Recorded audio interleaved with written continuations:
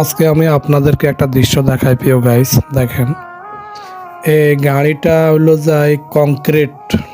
আমাদের দেশে তো হাতে বানায় কংক্রিট। এখানে এই সৌদি আরবে কংক্রিটগুলো আনা হয় গাড়ি থেকে, মিক্সার মেশিন বলা হয় এটাকে। তো দেখেন কি সুন্দরভাবে কাজ হয়ে যাচ্ছে অতি জলদি। এমনকি এই মরুভূমির ভিতরে দেখেন এই কয়জন মানুষের কাজ করতেছে এখানে, দেখেন মাত্র 2-3 জনে অনেকগুলো কাজ করতেছে। শুধু একমাত্র ক্যাটাগরি হয়েছে মেশিনারি জিনিস।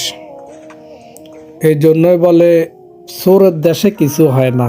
যারা আসলে ভালো মানের মানুষ, প্রকৃতিক মানুষ, তাদের ভিতরে দুর্নীতি নাই। দেখেন কি সুন্দরভাবে অতি জলদি কাজ হয়ে যেতেছে। আর আমার দেশে মানুষে কত মেহনত করে করে মরতেছে, না পাচ্ছে খানা, না পাচ্ছে কাম।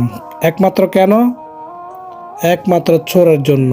প্রশাসনিক চোর, সরকারি চোর, যে কোনো কাজে যাইবেন চাঁদাবাজি, সব হলো চোরের। তো এই জন্য আমাদের দেশ আগায় না। একমাত্র যদি ইমানদার মোত্তাকিনের মতো যদি কাজ করে, তো সকলে আপনারা ভালো চলতে পারবেন। সকলে, গরিব হোক আর ধনী হোক, যে হোক, দুর্নীতি না থাকবে, সব কিছু উন্নত হবে। দেখেন, আর আমাদের দেশে যদি হইতো, এখানে কতটা লোক যে লাগতো, আহা, কতটা লোক। চিন্তা ভাবনা করবেন আসলে কথাগুলো যে বলে কি বলে না বলে এটা বুঝতে হবে।